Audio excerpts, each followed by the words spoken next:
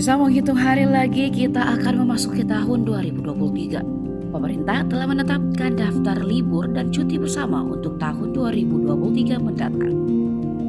Pengumuman ketetapan daftar hari libur nasional dan cuti bersama ini tertuang dalam surat keputusan bersama tentang hari libur nasional dan cuti bersama tahun 2023.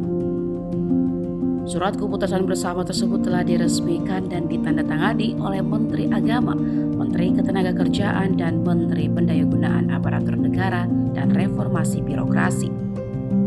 Dikutip dari kemenak.go.id, Hari Libur Nasional dan Cuti Bersama tahun 2023 telah ditandatangani pada Selasa 11 Oktober 2022 kemarin.